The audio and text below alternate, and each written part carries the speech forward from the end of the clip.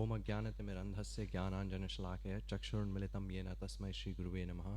श्रीचैतन्यमनोभीष्टं स्थापितं येन भूतले स्वयं रूपकदा मह्यं ददाति स्वपदान्तिकं।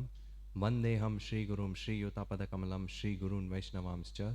श्रीरूपं साग्रजातं सहगणरघुनाथान्वितं तं सजीवं साद्वैतं सावधूतं परिजनसहितं कृष्णचैतन्यदेवं श्रीराधाकृष्णपादान् सहगणललिता श्रीविशाखान्वितांश्च। हे कृष्णा करुणा सिंधु दीनबंधो जगतपते गोपेश गोपिका कांता राधा कांत नमोस्तुते। तप्त कांचन गौरांगी राधे वृंदावनेश्वरी वृषभानुसुते देवी प्रणमामि हरिप्रिये। वाञ्छा कल्पतरुभ्यश्च कृपा सिन्धुभ्यैव च पतितानां पावनेभ्यो वैष्णवेभ्यो नमो नमः। मूकं करोति वाचालं पंगुं लांघयते गिरिं यत्कृपातमहं वन्दे श्रीगुरुं दीनतारणं। नमो विष्णुपदाय कृष्णपृष्ठाय भूतले श्रीमते भक्तिवेदान्तस्वामिनिति नामिने। नमस्ते सारस्वती देवे गौरवाणी प्रचारिणे निर्विशेष शून्यवादी पाश्चात्य देशतारिणे। जय श्री कृष्ण चैतन्य प्रभु नित्यानंदा श्री अद्वैत गदाधर श्रीवासादि गौर भक्त वृंदा। हरे कृष्णा कृष्णा कृष्णा हरे हरे, हरे Ram Ram Ram Hare Hare. Hare Krishna everybody. Today is the you could say auspicious disappearance day of Srila Madhvacarya. So as we know that the acharyas never die, they disappear because their transcendental pastimes keep occurring either in this universe or in another universe just after they finish their pastimes here. So Garuda Prabhu asked me to speak a little bit about Madhvacharya. Most people would, I'm assuming, already know the stories and the life history of Srila Madhvacharya. So I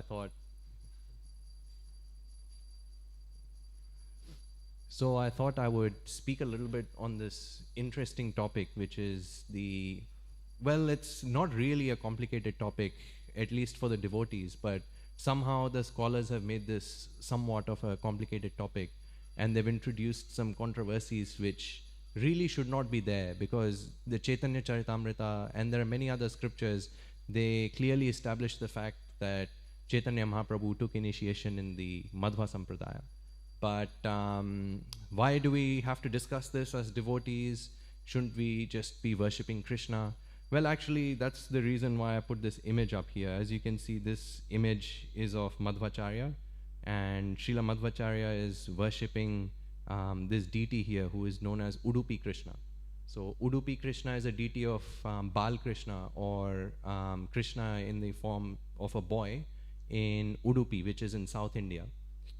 And Madhvacharya was, as you would all know, he was an acharya who came in the 13th century, and he was a very strong proponent of the Dvaita philosophy, or the philosophy that the spirit soul and the Jivatma and the Supreme Personality of Godhead are completely separate, and that there is no scope for confusing one for the other in that sense. So you can see here in this picture, Madhvacharya, obviously he worships Krishna in a few different ways. So he worships Krishna by offering fruits, by offering flowers. As you can see, he's got fruits and flowers here. And the other way he worships Lord Krishna is by reciting lots of prayers to him. And the third way in which he worships Krishna, which is important, is by debating with the Mayavadis, with the atheists, and with the persons who were trying to disprove the authority of Lord Vishnu over everything else. So essentially I thought that I would bring up, now some of you might have heard some of these controversial issues before, but some of you may not have heard them. So for those who haven't heard them, I apologize. But for those who have heard them, I hope this session gives you with some good information that you can use in your preaching and whenever you're dealing with people of the Madhva Sampradaya. So just to give you a little bit of background about Madhvacharya. So Madhvacharya appeared in an era, or in the 13th century, when impersonalism or Mayavad was very, very prominent. So Shankaracharya had already been in India in around the 8th or 9th century, and after him he was followed by Ramanujacharya. So Ramanujacharya came and established the Vaishnava philosophy, or the Vaishnava Siddhanta, but he was not able to propagate it all over India. So Then at that point, Madhvacarya comes, and around the 13th century. And from the age of 5 itself, he showed very strong feelings and strong signs of, you could say in one sense, hatred towards Mayavad. So he was absolutely against the philosophy of Mayavad with a very strong passion. He hated it with a passion, you could say that. So because he hated that with a passion, he spent his whole life preaching against this philosophy of Mayavad. And his writings are very, very strong. He uses very strong words and he uses very harsh words. And actually this was the factor which Chaitanya Mahaprabhu really liked. And when Chaitanya Mahaprabhu visited the south, he spoke to the people of the Madhva Sampradaya, and he said that this is the reason why I took initiation in your Sampradaya. This is because your absolute hatred for this Mayavad philosophy was something that attracted me very much, because pure devotional service is devoid of impersonalism. So Srila Prabhupada also carried this legacy, which is why we say Namaste Saraswate Deve Gauravani Pacharine Nirvishesha Shunyavadi Pashyata Deshatarine, which means that Srila Prabhupada is the servant of Srila Bhaktisiddhanta Saraswati, and he came to the Western worlds to remove impersonalism and voidism. So Srila Prabhupada was carrying this legacy as well. But unfortunately, in the last few years, actually I've seen that, not even last few years, like in the last year itself, there were lots of controversial issues that were raised against Chaitanya Mahaprabhu, and especially against the Gaudiya Vaishnavas. People started saying that Gaudiya Vaishnavas are actually a fifth sampradaya. They're not actually part of the 4 traditional Vaishnava sampradayas, and that this is something which was new that was introduced by Chaitanya Mahaprabhu. Now, of course, that has very, very strong philosophical and sampradayic implications, which is why the Vaishnava Acharyas and some of the scholars of the Vaishnavas, they compiled this literature known as this Prameya Ratnavali.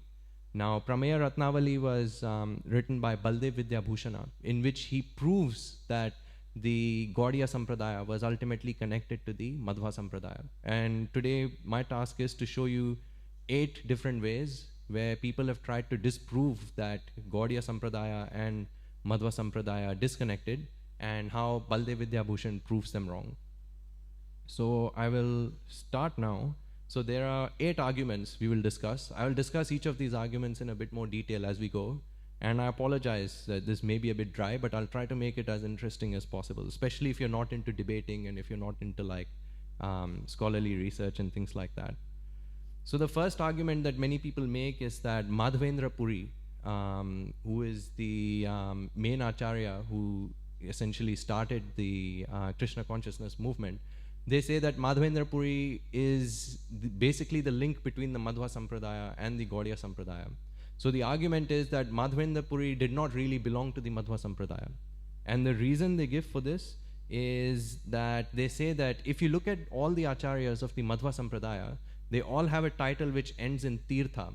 Like, I will show you the disciplic succession that Srila Prabhupada lists in his introduction to Bhagavad Gita. And over there you will see that all of the disciples of Madhvacarya, their title ends in Tirtha. Like Akshobhya Tirtha, Padmanabha Tirtha, Narhari Tirtha, Narsimha Tirtha, all of them end in Tirtha.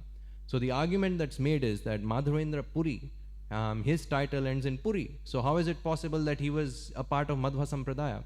So therefore, because the title doesn't end in Tirtha, therefore he was not part of Madhva Sampradaya. Therefore, this whole link is actually false. This is the first argument that many people make. The second argument that's given is that Gopi Bhava, or the sentiments of the gopis, are not really discussed in Madhva Sampradaya. Like if you go to the Madhva Sampradaya today, you will find that these people generally, they talk about worshipping God through Karma Yoga and Jnana Yoga. And they focus on performing their duties. They don't really talk about the inner sentiments of the gopis. So how is it possible that our sampradaya, which is the Gaudiya Vaishnava sampradaya, is ultimately related to the Madhva sampradaya? Actually, if you look at it superficially, it looks like there's no link at all. The third argument that people give is that the two philosophies are completely different. So the philosophy of Madhvacharya is known as Dvaita, and the philosophy of Chaitanya Mahaprabhu is known as Achintya Bheda Abheda Tattva. So given that the two philosophies are completely different, their names are completely different, therefore how can the two sampradayas be connected to each other? So this is another argument that many people give. The fourth argument that people give is in the Madhva Sampradaya, their worshipable deities are Lakshmi Narayan. They worship Lord Vishnu, whereas in Gaudiya Sampradaya, we tend to worship Radha and Krishna. So how is it possible that we also belong to the same Sampradaya? We're completely different. The fifth argument that people give is that Prayojana. Prayojana, for those who don't know, means the ultimate goal of life. People argue that the prayojana of the Madhva Sampradaya is to attain moksha or to attain liberation from this material universe. But for the Gaudiya Vaishnavas, the prayojana or the ultimate goal of life is to obtain Krishna Bhakti. We say that we should perform Shravana and Kirtana, and Shravana and Kirtana ultimately lead to Krishna Bhakti. So it can be seen that the goal of the spiritual practices is also completely different. So how is it that we're connected to this sampradaya? So many people argue that actually this whole Guru Parampara that Srila Prabhupada lists in the introduction to Bhagavad Gita, they say that this was actually added later. So actually we don't really have any connection to the Madhva Sampradaya, but actually this connection was added later by someone, just to prove that we're connected to Madhva Sampradaya. So, and they argue that Baldev Vidyabhushan actually never mentions this sampradaya at all. So this is an argument that people make. Another argument that people make is that actually Baldev Vidyabhushan, for those of you who don't know, Baldev Vidyabhushan was one of our very prominent acharyas, and he actually was the founder of, you could say, the Vedanta philosophy for the Gaudiya Vaishnavas. He was a disciple of Vishwanath Chakravarti Thakur, and he was, actually he grew up in the Madhva Sampradaya. He grew up in the Madhva tradition, and later when he came in contact with the teachings of Lord Chaitanya, he actually converted to Gaudiya Vaishnavism. So some scholars argue that because he grew up in the Madhva Sampradaya, his roots were very strong in the Madhva Sampradaya. So then when he came to Gaudiya Vaishnavism, he wasn't really able to give up his attachment to the Madhva Sampradaya. So therefore, somehow or the other, he concocted this idea that the Madhva Sampradaya and the Gaudiya Sampradayas are linked somehow. So this is again one argument that many people give. Now, how true is this argument, we'll see. And the last one is a bit technical argument, like I won't go too much into it, but essentially the idea is that Baldev Vidyabhushan, he wrote a commentary on the Vedanta Sutras. So if you read the Vedas, there is a huge section of the Vedas which deals with the Karma Kanda, which deals with how to perform rituals for the ultimate pleasure of the human being and how to elevate his standard of sense gratification, you could say. Then after this Vedas, after this section of the Vedas, there is a next section called the Upanishads. So the Upanishads is a section of the Vedas which deals with the higher reality. It explains the fact that, yes, sense gratification is possible in higher planets, but ultimately all of this leads to suffering. Therefore, one must develop detachment and gain knowledge. So that's the purpose of the Upanishads. And then the Vedanta Sutras were written after the Upanishads, which essentially summarize all of the Upanishads and all of the teachings of Vedanta. So the Vedanta Sutras, generally each sampradaya has written a commentary on the Vedanta Sutra. So the argument that people raise is that because Baldev Vidyabhushan wrote a commentary on the Vedanta Sutras, which was the Govinda Bhashya, that essentially proves the fact that the Gaudiya Sampradaya is separate to the Madhva Sampradaya. Because if they were still part of the same Sampradaya, why would you have to write a different commentary? You could just state that we are ultimately part of the Madhva Sampradaya and just leave it at that. Why do we have to write another new commentary? So the fact that Baldev Vidyabhushan wrote a new commentary on it means that the Gaudiya Sampradaya is separate to the Madhva Sampradaya. So this is, again, a very strong argument that many people make. So, I mean, if I was a layperson and if I was listening to those arguments, I would ultimately be convinced because these arguments sound very convincing. But actually, all of these arguments can be refuted, and we will see how these arguments can be refuted. Has anyone else heard any other arguments that we are not related to the Madhva Sampradaya? Maybe, maybe not. Yeah. maybe you're hearing these arguments for the first time. So if you're hearing these for the first time, I apologize for introducing you to new arguments that people use. But yeah, actually this was going around for the last year. It was a huge issue. So we'll deal with the first topic, which is that Madhvendra Puri was, so the first argument that people make is that Madhvendra Puri was not really part of the Madhva Sampradaya. Why? Because his title was Puri. So if you look at this Parampara tree, which is given by Srila Prabhupada, you can see that, sorry, the text is a bit small, but you can see that Madhvendra Puri is number 20 here, and his guru was Lakshmipati Tirtha. So his title was Tirtha, but then somehow or the other, you ended up with a disciple whose name is Madhvendra Puri. So now the question is, how is it possible that a sannyasi whose name was, whose title was Tirtha, ended up having a disciple whose title is Puri? So actually there's a lot of historical context to that. So it's important to note that the Puri title is not exclusive to the Shankara Sampradaya. So the Puri title, like I was in Jagannath Puri recently, and in Jagannath Puri there is a big matha, or there's a big congregation of the impersonalist school, of the Shankara Sampradaya, and all of the sannyasis over there are referred to as Puri.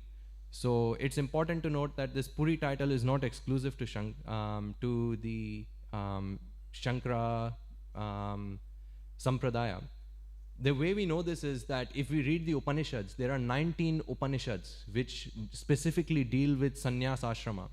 And of these 19 Upanishads, all 108 titles of sannyasis are mentioned there. So all the titles we have, like Tirtha, Saraswati, Bharti, etc., Puri, all of these titles actually come from the Sannyasa Upanishads, and there are actually 108 different titles for sannyasis at that time. So how a particular sannyasi was given a particular title actually depended on the place, and the place where they received initiation and the place where they were going to go and preach. So actually these titles have a lot of geographical history attached to them. That is why a person in a particular place received a particular title.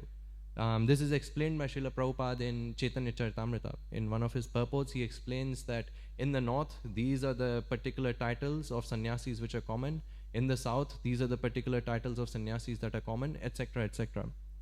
If we go with the argument that, you know, the Madhva Sampradaya cannot have any other title except for Tirtha, then we will be forced to question how there was one of the Madhva Sampradaya sannyasis was known as Narhari Tirtha, and his quite famous disciple was known as Gopal Krishna Saraswati.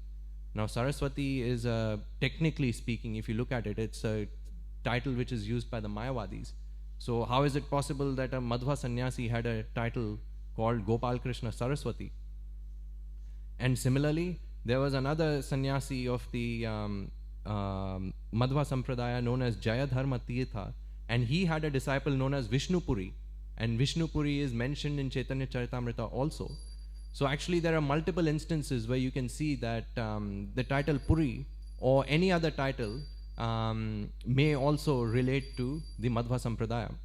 But I mean, I've given you these 2 or 3 incidences, but how does this prove that Madhvendra Puri was actually part of the Madhva Sampradaya? It doesn't really prove. It just proves that the Puri title can be used by anyone. So actually, if we look at that, there's a very interesting source of evidence, which was written by the grandson of Vallabhacharya. So Vallabhacharya, I'm sure many of you would know, he's present in the Chaitanya Charitamrita also. And over there, Vallabhacharya is an associate of Chaitanya Mahaprabhu. So at that time, Vallabhacharya's grandson, whose name is Yadunatha, he describes Vallabhacharya taking sannyasa from Madhvendra Puri, who is a Vaishnava sannyasi of the Madhva lineage. So you can see that the Vallabha Sampradaya also recognizes that Madhvendra Puri is part of the Madhva Sampradaya. And just an additional piece of evidence, there's an manuscript in the Orissa language by one of their important gurus, who's Achyutananda Dasa. He also mentions Madhvendra Puri as being a member of the Madhva Sampradaya. So And interestingly enough, there is another sannyasi known as Narsimha Tirtha who used to associate with Mahaprabhu. Now this is very important because this is mentioned in the Chaitanya Charitamrita Adi Leela. Because if we look at the historical context, the Madhva Sampradayas, the sannyasis of the Madhva Sampradaya, they actually do not associate with members of any other Sampradaya at all. Like if you look at the Madhva Sampradaya sannyasis, they don't even associate with the Sri Vaishnavas. Like if you go to them, if you go to their matha today, you will see that they don't associate, they don't even take prasadam from the Sri Vaishnava temples. So how is it possible that one of the disciples of the Madhva Sampradaya, who is known as Narsimha Tirtha, used to associate with Chaitanya Mahaprabhu? So if they don't even associate with other Vaishnava Sampradayas, how is it possible that they associated with Chaitanya Mahaprabhu? That essentially goes on to prove that Chaitanya Mahaprabhu was also part of the Madhva Sampradaya. Otherwise, there would not be any scope of association with Chaitanya Mahaprabhu or with the Gaudiya Sampradaya in that sense. So this pretty much points out, or this pretty much rules out the fact that Madhavendra Puri was not part of the Gaudiya Sampradaya.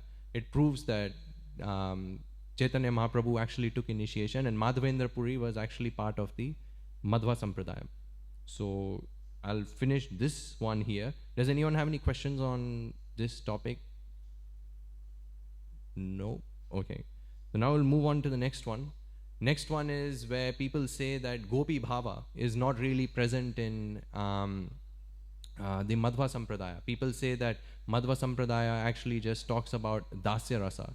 They just focus on being a servant of Krishna. So how is it, whereas in Gaudiya Vaishnavism, we talk about Gopi Bhava, we talk about how Gopi Bhava is the highest. So how is it possible that the two Sampradayas are connected to each other? So actually there is proof for that also, which essentially is stated in the Chaitanya Charitamrita. So in the Chaitanya Charitamrita it is said, Jai Shri Madhava Puri Krishna Premapur Bhakti Kalpataru Teno Prathama Ankur, which means that this verse is glorifying Madhavendra Puri, and it says that in Madhavendra Puri the seed of devotional service fructified. So essentially it started to grow. So it's saying that the seed of devotional service, which is of Gopi Bhava, was actually present already in that Sampradaya, but it fructified or it matured in Madhavendra Puri. This is a very heavy slide. You don't have to read this slide, but there is one of the prominent Madhva Sampradaya scholars who points out that if you look at this deity here, I'll just show you this deity again. Udupi Krishna deity. So this Udupi Krishna deity in South India is worshipped by the Madhva Sampradaya. So this is their headquarters. Just like we have Mayapur and Vrindavan, like that they have Udupi Krishna. They worship Udupi Krishna.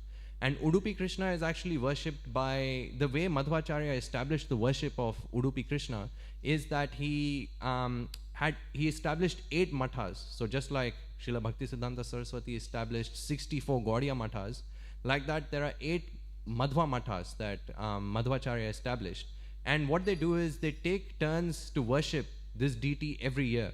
So one year there's one matha that worships him, and then next year there's another matha that worships him, then the following year there's another matha that worships him, like that.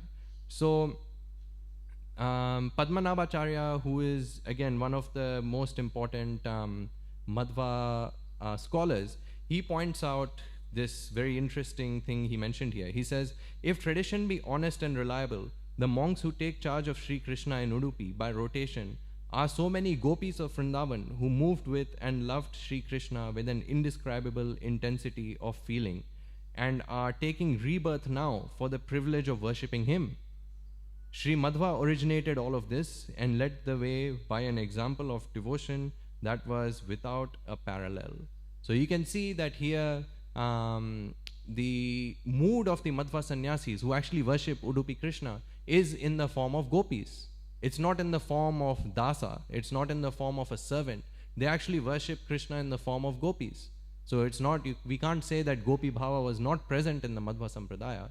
Gopi Bhava was certainly present, but It's just that people don't really recognize it. And just like in the Gaudiya Sampradaya, we have Bhajananandis and Ghoshtianandis. Bhajananandis are those devotees who like to perform their bhajan in a solitary place, and Ghoshtianandis are generally the preachers. Like that, similarly in the Madhva Sampradaya also, there are Bhajananandis and Ghoshtianandis. And Sripada Raja is one of the Bhajananandis who wrote 3 important works. One of the works is Brahmara Gita, which refers to the song of the bee in Vrindavan. One of them is the Venu Gita, which is the song of Krishna's flute. And the third one is Gopi Gita, which is the song of the gopis. So it's false to say that Gopi Bhava is not really present in the Madhva Sampradaya, because it certainly is present, as we have shown through this example. Any questions on, or any points to discuss with the previous one? No. Okay, so we'll move on to the third one. So the third one is, people say that our philosophies are completely different. So the philosophy of Madhva Sampradaya is Dvaita, and the philosophy of Gaudiya Vaishnavas is Achintya Bheda Bheda Tattva. So for those who have heard these words before, it'll be easy for you to understand what these mean. But for those who haven't heard these words, essentially I'll point out what these mean. So the Dvaita philosophy essentially implies that Krishna is completely separate from the jiva, and Krishna is completely separate from the prakriti. There is no question of any similarity. This is what most people say, that this is what Dvaita is. Dvaita literally means two. So there's Krishna and then there's Jivatma.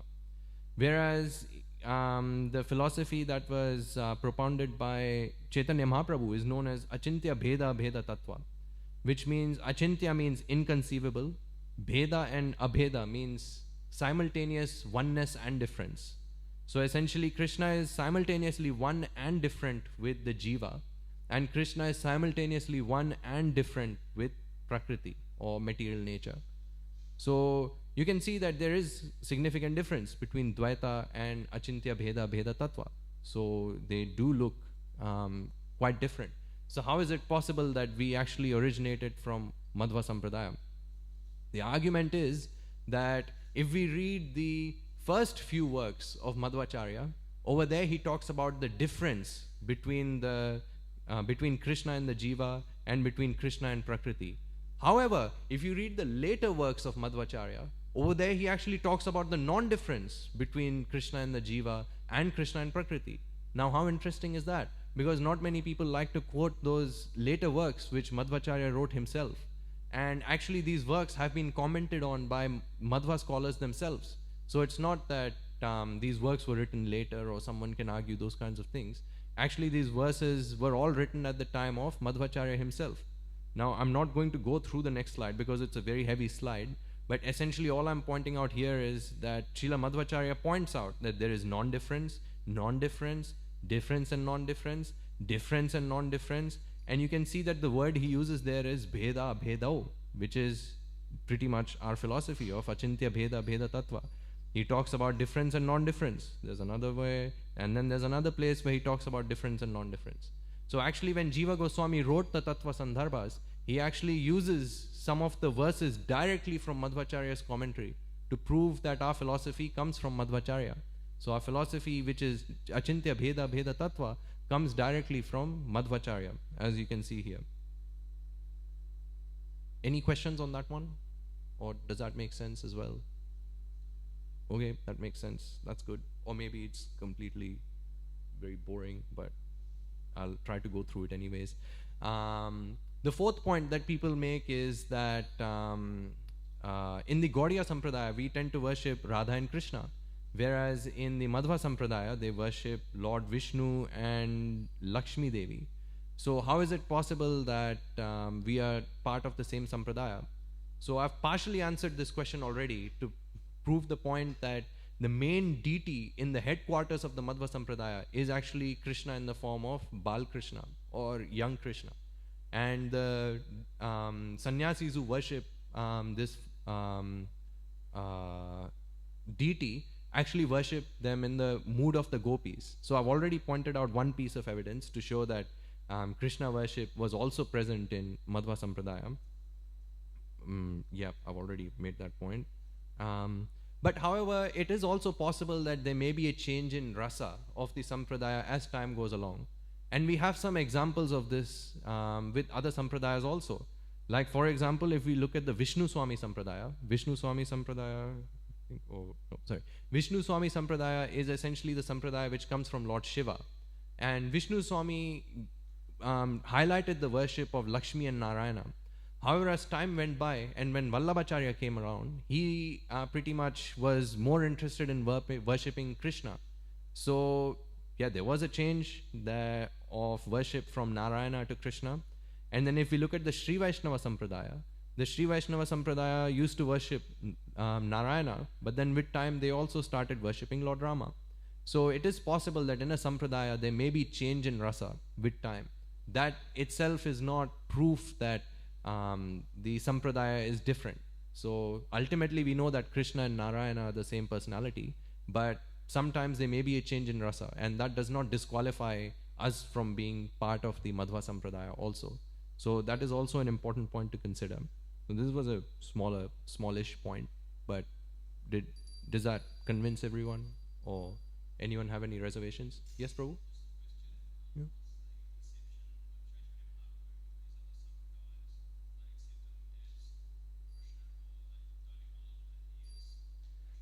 So that's a very good question. So the question for those who didn't hear it is, these other sampradayas like the Madhva Sampradaya, Vishnu Swami Sampradaya, do they acknowledge Chaitanya Mahaprabhu as Krishna? So it is described in Chaitanya Charitamrita that so at least at the time of Chaitanya Mahaprabhu, the verdict was mixed. So there were some people who within each sampradaya who accepted Chaitanya Mahaprabhu as Krishna, whereas some of them did not. Like if you speak to the present day Madhva Sampradaya devotees, they don't really accept Chaitanya Mahaprabhu as Krishna. Whereas we have no reservations in accepting the fact that Madhvacarya was an incarnation of Vayu. They don't accept that. Like the present day Madhva Sampradaya does not really accept Chaitanya Mahaprabhu as Krishna. The present day Sri Vaishnavas also do not consider Chaitanya Mahaprabhu as Krishna. But at the time of Chaitanya Mahaprabhu, there were certain Madhva sannyasis, like for example, Ishwarapuri, Madhvendrapuri, Narhari Tirtha, etc., who acknowledged that Chaitanya Mahaprabhu was Krishna.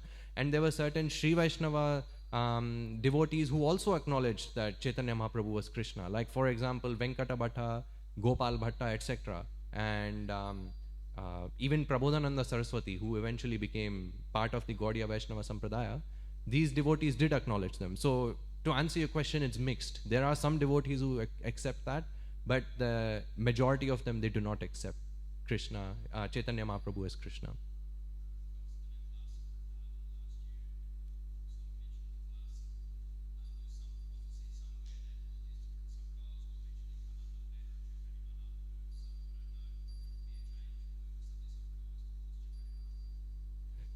Yeah. I'm aware of that. Actually, Chaitanya Mahaprabhu did point out that, he's taken at least 2 points of philosophy from each of the different sampradayas, and he's essentially,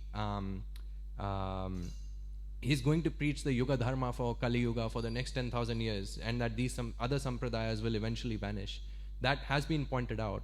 So, yeah, I agree with you. We'll have to see what happens in the future, but we have very empowered acharyas like Srila Bhaktisiddhanta Saraswati and Srila Prabhupada who made this possible. And yeah, it is possible that in the future these sampradayas may become very slim and very virtually non-existent, because in Chaitanya Chandramrita, Srila Prabodhananda Saraswati points out that one who does not accept Chaitanya Mahaprabhu as Krishna, their lifespan is very limited. He points that out in Chaitanya Charitamrita. So any sampradaya which does not accept Chaitanya Mahaprabhu as Krishna, ultimately their future looks very grim. So yeah, I agree with you. We'll have to see what the future holds for us. Thank you for pointing that out. Okay, so number 5 is, oh yes, Mataji. Hare Krishna.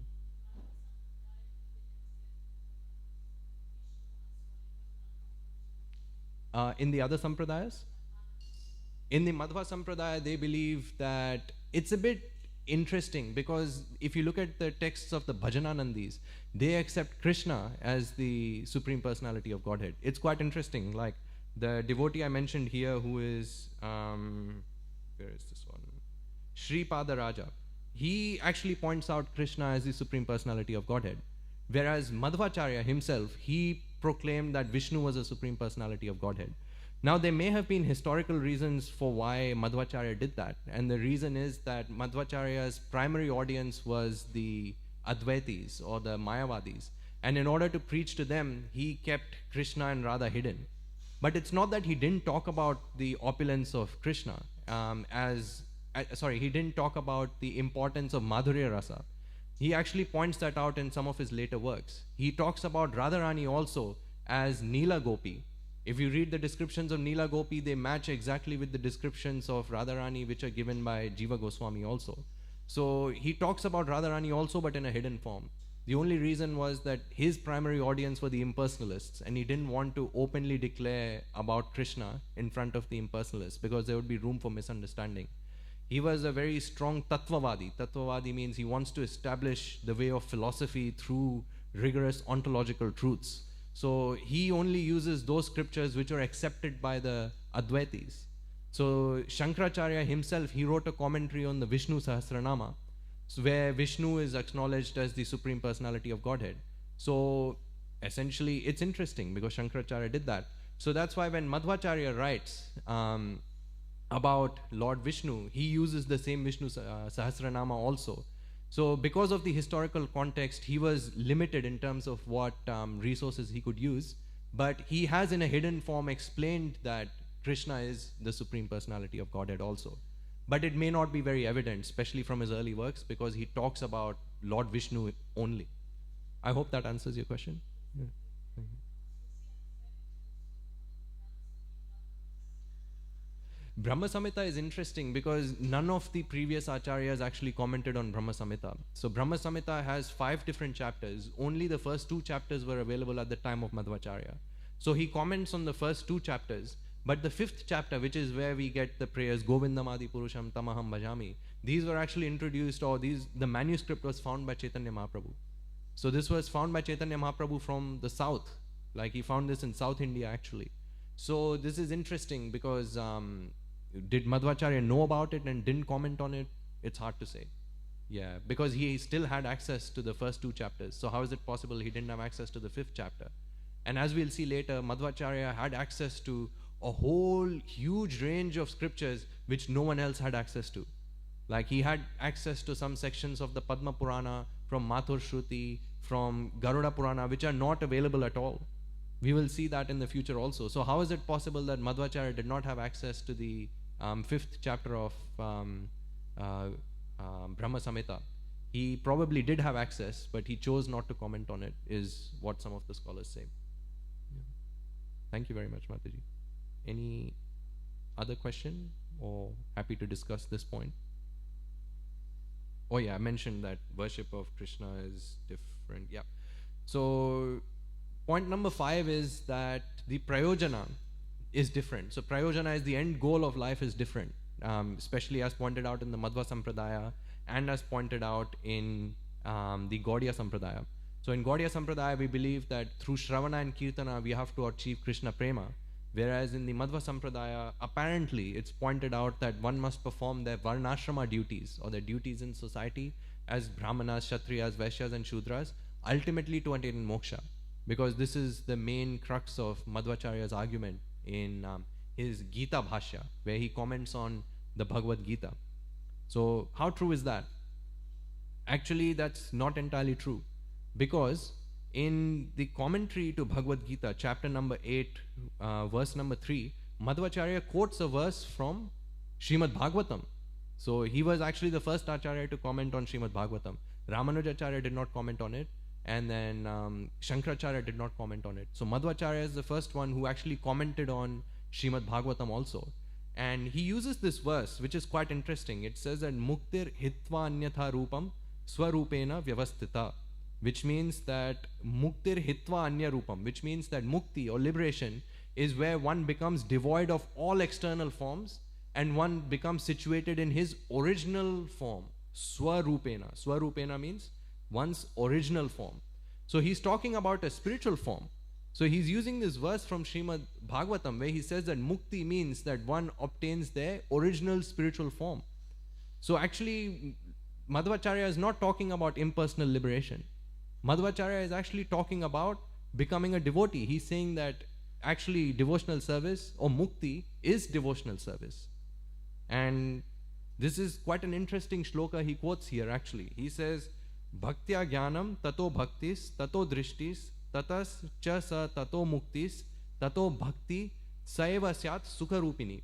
Now what does this mean? This is very complicated, but it's not that complicated. You can probably make sense of the verse from the verse itself. He says that one starts with bhakti. When one starts with bhakti, he attains jnana. After he attains jnana, he gets a different type of bhakti. Then, after he attains a different type of bhakti, he gets drishti, or drishti means vision. He gets spiritual vision. And when he gets spiritual vision, he gets mukti. He gets liberated. And then after liberation, he attains a different type of bhakti. So he talks about 3 different types of bhaktis here. So the Acharyas or Jiva Goswami has explained that the first type of bhakti is, any guesses? First type of bhakti he's talking about is Vaidhi Bhakti. He explains that first type, if you perform Vaidhi Bhakti properly, you get jnana. And after you get jnana, then you perform a second type of bhakti, which is actually Raganuga Bhakti. So he says you perform Raganuga Bhakti, then if you perform Raganuga Bhakti, you get complete spiritual vision. And when you get spiritual vision, you obtain liberation. You become liberated. After liberation, he says that there is a third type of bhakti. And that bhakti he's talking about is Prema Bhakti. He says that Prema Bhakti occurs after mukti, which is you get Prema Bhakti after liberation. And he says this type of bhakti is Saeva Syat Sukha Rupini. Sukha Rupini means this type of bhakti is extremely blissful. The personification of this bhakti is extremely blissful. So it's completely false to say that Madhvacharya was only focused on mukti. Madhvacharya clearly points out that Prema Bhakti is the goal of life. So Prema Bhakti is something which comes even after mukti. So those people who claim that mukti is the predominant point of discussion in the Madhva Sampradaya, that's actually completely false. He's talking about Prema Bhakti also. So I hope that makes sense also. Anyone has any questions on that one? No, that's... Oh, you have a question, Prabhu? Yes. First bhakti and second bhakti, you said it in Sanskrit. Can you translate it to English? Oh, sure. So Vaidhi Bhakti is the type of bhakti which is pretty much by following the rules and regulations which are mentioned in the scriptures. So that's pretty much the type of bhakti that we are all cultivating. That we have prescribed rules and regulations to follow. We have certain things that we have to do and certain things that we have to avoid. That is known as Vaidhi Bhakti. And then after we perform Vaidhi Bhakti, we get knowledge about the Supreme Personality of Godhead. And then the type of bhakti which is described is Raganuga Bhakti. So Raganuga Bhakti is essentially bhakti which arises directly, spontaneously from the heart. So in this form of bhakti, one essentially follows in the footsteps of the inhabitants of Vrindavan Dham. So for example, like a particular person may be inclined to serve Krishna in the form of as a parent, as a friend, as a servant, as a lover, for example. So that bhakti arises after one has perfected Vaidhi Bhakti. Then you can advance to Raganuga Bhakti. And then when that is perfected, then one eventually obtains Prema Bhakti, or complete, pure, unadulterated love of God. That's just to summarize the different types of bhaktis. So now this is a quite interesting argument when people are completely baffled and they don't really have any other arguments, and they really are somehow desperate to prove that the Madhva Sampradaya is separate to the Gaudiya Sampradaya. They come up with this age-old classic argument. They say that, yeah, the Guru Parampara was added later. It was not really present in the beginning, so someone else added later. Well, this argument is also completely false and completely bogus, because this Guru Parampara that Srila Prabhupada has mentioned in the Bhagavad Gita actually has been mentioned by many other people. So it is mentioned in the Gaura Gannopdesha Deepika by Kavi Karnapurna Dasa. It's mentioned in the Narayana Bhatta Charitamrita. It's present in Gaura Ganna Swarupa Tattva Chandrika. It's present in Prameya Ratnavali. And it's present in Bhakti Jnana Brahma Yoga, which is actually an Orissa manuscript. And if you want evidence, I've put this table here, which essentially lists all the Guru Paramparas that are recorded in different manuscripts. It's available in this book as well. This is Prameya Ratnavali. Actually, this is where I got it from, and that's pretty much where the Guru Parampara is. So if Baldev Vidyabhushan or one person added it, how is it possible that all these other people also added it later? Like, it's just a completely baseless argument. So yeah, there's no proof. And plus, if someone wants to prove that this Guru Parampara was added later, they need to provide proof. Who added it? Why was it added? And how did they add it? Where did they get it from, etc. Like, the burden of proof lies on the other person who says that the Guru Parampara was added. So yeah, this is a completely baseless argument as well. Now, yeah, some people say that Baldev Vidyabhushan was actually biased, because as I explained, Baldev Vidyabhushan grew up in a Madhva household, and then eventually he joined the Gaudiya Vaishnava tradition. So many people say that he couldn't really reconcile it. That's why he somehow proved that the Madhva and the Gaudiya Sampradayas are connected to each other. But actually, that's a completely baseless argument as well, because even Jiva Goswami quotes extensively from Madhvacarya. In fact, there is one verse which is quite interesting, actually, which I found very interesting. That how many of you have heard this verse which talks about the fact that there are only 4 bona fide sampradayas? Everyone has heard that there is, at least you know, at least you're aware of the fact that there is a verse in scripture which says that there are 4 sampradayas, 4 bona fide sampradayas, like the sampradaya from Lord Brahma, from Lakshmi, from Lord Shiva, and from the 4 Kumaras. There is a verse in Padma Purana. The interesting thing is, if you were to find this verse in the present day version of the Padma Purana, you would not find it, because it doesn't exist. You can't find this verse in the versions, in the works of Ramanujacharya. You can't find this verse in the works of any other Acharya, not even Shankaracharya, no one. Who mentions this verse, that there are only 4 bona fide sampradayas? The only person who mentions this is Madhvacharya. So if Jiva Goswami had to prove that, Chaitanya Mahaprabhu is bona fide and Chaitanya Mahaprabhu is starting a 5th sampradaya, why would Jiva Goswami himself quote this verse from Madhvacharya's writings? It makes absolutely no sense. So therefore, it proves the point that Jiva Goswami also believes that Chaitanya Mahaprabhu or the Gaudiya Sampradaya is ultimately connected to the Madhva Sampradaya, because this verse is only found in the Madhva tradition. Madhvacharya is the only one who quotes this verse. Similarly, there's another verse which Chaitanya Mahaprabhu or Jiva Goswami quotes, which is Arthoyam Brahma Sutranam Bharata Vinirnaya, which means that, how many of you have heard that Srimad Bhagavatam is the natural commentary on the Vedanta Sutra? You've heard that statement? Yeah. Where do we get this verse from? This verse is actually quoted in Garuda Purana, but if you read the present day version of Garuda Purana, this verse is nowhere to be found. But the only place you can find this verse is in the commentary of Madhvacharya. So Jiva Goswami also extensively quotes from Madhvacharya.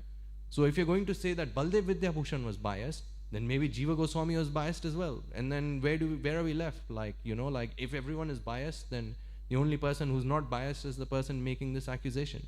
So that's why actually this is a completely baseless argument as well. Jiva Goswami was extensively quoting from Madhvacharya. Does that make sense? Or does it require any further clarification? No, that makes sense? Okay. So this is the last and final one. I promise I will stop after this one. So the argument that many people make is, as I mentioned earlier also, is that the fact that Baldev Vidyabhushan wrote a commentary on Vedanta Sutras, known as the Govinda Bhashya, proves that the Gaudiya Sampradaya is separate to the Madhva Sampradaya. Because if the Sampradaya was the same, why would Baldev Vidyabhushan have to write a commentary? He could have just said, refer to the commentary of our Acharya. But no, he actually writes a different commentary, so therefore that proves that Gaudiya Sampradaya is separate to the Madhva Sampradaya.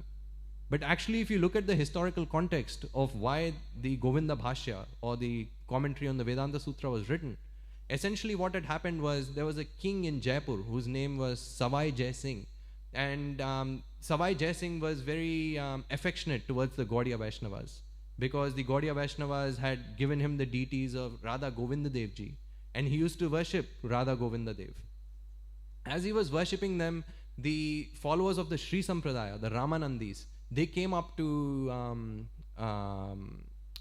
this king, and they said that, why are you taking instructions from these Gaudiya Vaishnavas? They're not even a bona fide Sampradaya. They don't even have a commentary on their Vedanta Sutra. So then the king became a bit disturbed because he was not very advanced in spirit, this type of knowledge. So he summoned Vishwanath Chakravarti. He said, Vishwanath Chakravarti, can you please come and prove that your Sampradaya is bona fide? But Vishwanath Chakravarti was quite old at the time. So he sent Baldev Vidya Bhushana, and along with Baldev Vidya Bhushana, he sent another second person who was Vedanta Vagisha. So these two people, they go to Jaipur and they tell the Ramanandis, they say that, we are not a different Sampradaya, we are part of the Madhva Sampradaya. So why should we have a separate commentary on Brahma Sutras? They said, no, we don't recognize you as a bona fide Sampradaya. Therefore, you need to have a commentary on Vedanta Sutra. Because the threat was that if they don't have a commentary on Vedanta Sutras, then they will remove the deities of Radha Govinda Dev Ji and establish the deities of Ram, Lakshman, Sita and Hanuman. So then at that point, Baldev Vidya Bhushan becomes very distressed, and he prays to Lord Govinda, who is none other than Krishna, and asks him for guidance. He says, what should I do? So then Krishna appears in Baldev Vidya Bhushan's dream, and he says that, that's fine, you write a commentary on Vedanta Sutras, and I will be the one who actually tells you what to write. So if you read the commentary of Baldev Vidya Bhushan here, actually in that whole commentary, Baldev Vidya Bhushan is proving the fact that our philosophy is non-different to Madhvacarya's philosophy. That is the whole purpose of that text. So as I pointed here in that commentary, Baldev Vidya Bhushan proves that our philosophy originates from Madhvacarya. But even if we were to accept the fact that there are two commentaries or more, every Sampradaya has more than one commentary on Vedanta Sutras. Like in the Sri Vaishnava tradition, they have a Sri Bhashya which was written by Ramanujacharya. They have the Vishnu Sara Samgraha written by Yamunacharya, Tatparya Chandrika by Vedanta Desika, Shruta Prakashika by Pillai Lokacharya. Within the Madhva tradition itself, they have 3 different commentaries on Vedanta Sutras. So just because there is more than one commentary on the Vedanta Sutra does not mean that the Sampradaya is separate. You can have more than one commentary on the Vedanta Sutra and still be part of that same Sampradaya. So in essence, I've summarized 8 different arguments that people have raised in the last year or so by trying to prove that the Madhva Sampradaya and the Gaudiya Sampradaya are separate to each other. But all of this has been proven false by one of our very scholarly devotees whose name is Baldev Dasa. His name is Baldev Vidya Bhushan Das actually. And he summarized all of these arguments in this book called Prameya Ratnavali. He has traveled all across India and researched 51 independent articles. So original manuscripts, he had to extract them, translate them, and find out evidence for them. So all of this talk that I've given actually comes from this book called Prameya Ratnavali.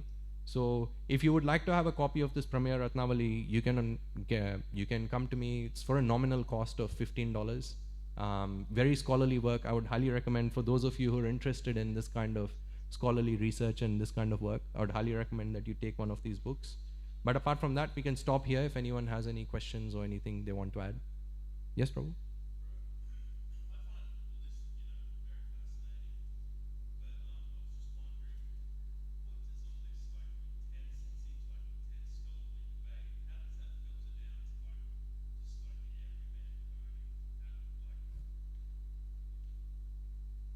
Yeah, that's a very good question. So actually, this whole point, how do I summarize this? So essentially the point is that, yeah, we may not be able to quote every single verse from this, but the whole idea behind this presentation was essentially to increase the faith of the average devotee that the Gaudiya Vaishnava tradition is not something that's based on sentimentalism or something that's just based on mental speculation.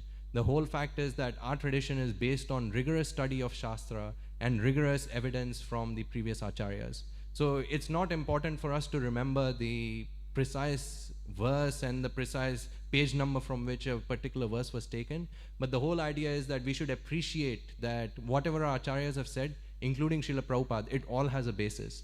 Because especially now we live in a very diverse world, and right now if you go to Byron Bay, for example, you might meet someone who's from another Vaishnava Sampradaya, and he may throw one or two of these arguments at you.